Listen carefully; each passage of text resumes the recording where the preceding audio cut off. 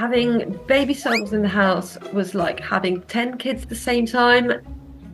As soon as they could walk, they were up to mischief.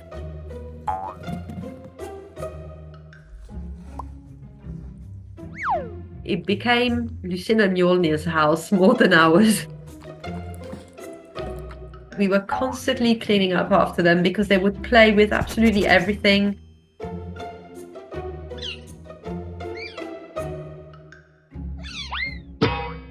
They will do a little squeaky noise when they're happy to see us.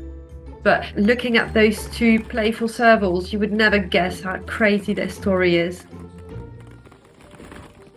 Raising servals wasn't in our schedule, but life had other plans. We have a wildlife sanctuary in France, and we welcome a lot of animals that are in need of rehoming. And for a few years, we've rescued a few servals. Every morning, we go and see every single animal to check on them. And as we arrived to the servals enclosure, we heard some very strange noises. We could not believe baby servals were in this enclosure. We were very surprised because we didn't see the mother pregnant. We realized that her sterilizing implant didn't work and she ended up rejecting her babies. They were born overnight because they weren't there the night before, but they didn't have milk because they were calling for their mother, but the mother wasn't responding. They were very, very tiny, and we felt like we needed to give them the best help that we could. So we took the decision to take them with us. We were hoping that as we walked towards the baby, she would come at us, growling, but she completely let us grab the babies and go. I felt very sorry that their mother didn't want to look after them, because obviously it would have been better for them to be raised by their mum. And from the moment we had them in our hands, we absolutely fell in love.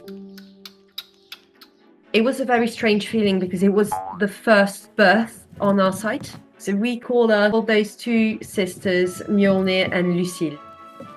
When they first arrived in the house, we built a little pen in our bathroom.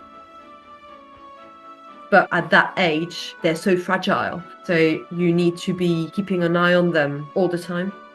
And it's really watching them every minute of the day to make sure everything is okay.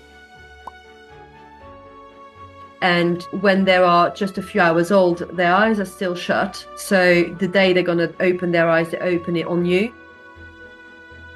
You have to wash them, you have to feed them, you have to do everything for them, just like a mother. So as we presented the first ever bottle, they literally jumped on it. They found it straight away and they suckled straight away. That was great news for us. But strangely enough, this only happened for the first bottle. Then all the following bottles, they were a bit of a struggle. Then we started to get into a rhythm where it was a lot easier.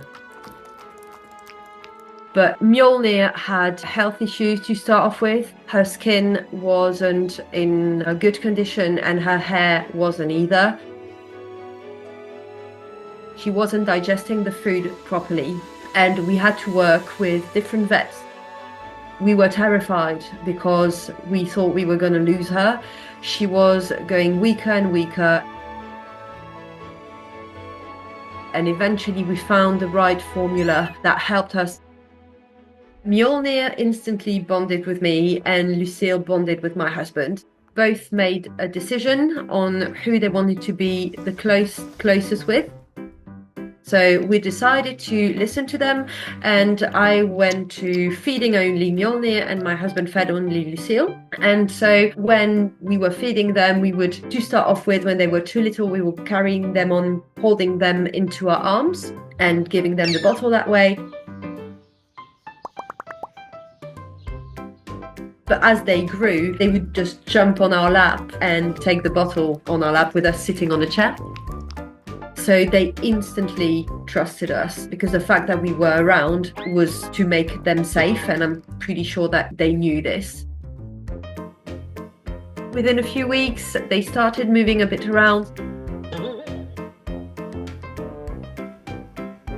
When they first started walking, it was so funny because they didn't know what to do with their legs. It felt like they were too big for them. They weren't moving a lot, but as soon as they could walk, they were up to mischief all the time. But very quickly, they started to get a good grip on it, and they were running everywhere with a lot of ease. Every time they were in the house, they were climbing everywhere. They were trying to steal everything that they could: toys, clothes, socks.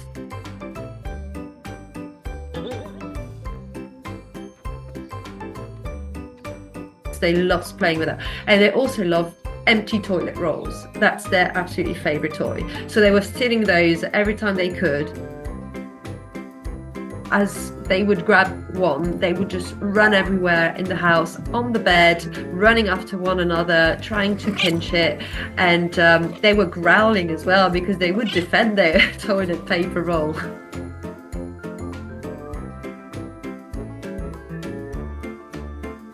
They also destroyed a lot of things, including our sofa. So we had to empty the house from pretty much everything. We locked most of our stuff in one room that we locked as well because they could open doors very, very early. And they started to show their personality very earlier on.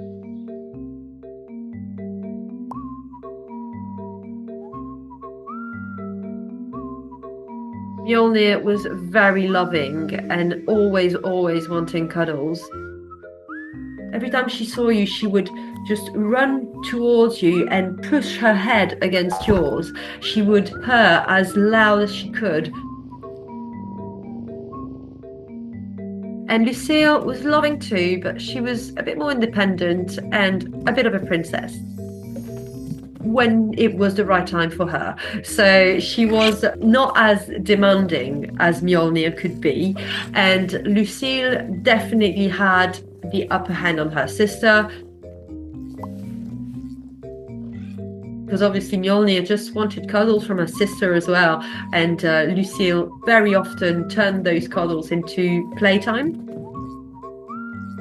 But as time went on, there wasn't enough room for them to play. Il y a Lucille qui est là. We had to make this little pen a bit bigger, and then we had to really completely change their environment because they were just coming out of the pen to run into the house. So we built this big cage in which they could go. We made it to make sure that they were being able to play in this, and they were also safe. Then we had the time where they started to eat meat. They gained in agility, and it was absolutely incredible because they can jump so high and so far. They have very, very powerful bodies.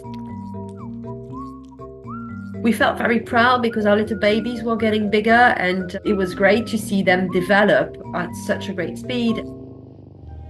But the hardest is when I gave them their last bottle. That really broke my heart because our little babies became adults. We always remain very aware that they are also wild animals, and we need to respect them for that. They might have been very, very cute when they were little, but they are not pets. We understood it was time for them to move outside.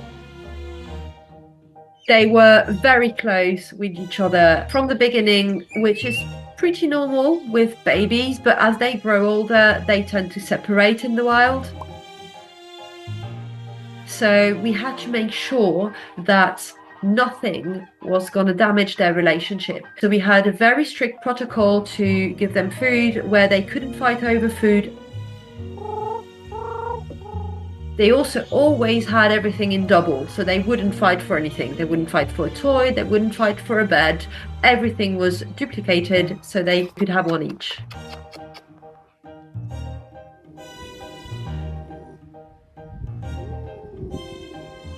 They were scared to start off with, so we wanted to make sure they could always come back. So their enclosure is linked to our bedroom.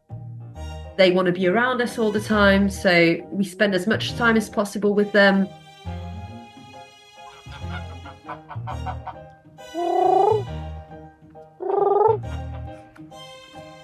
But we make also sure that they can grow and evolve as individuals and together as well, because they have a great bond as well between the two sisters.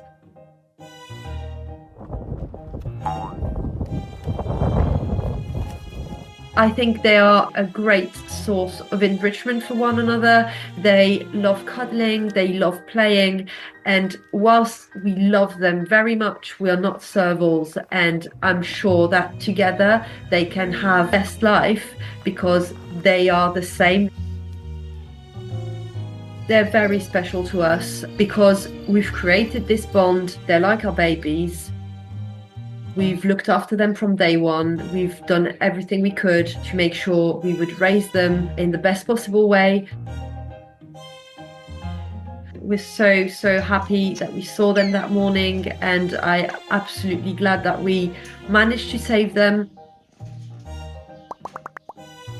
It was definitely worth it. They are absolutely adorable.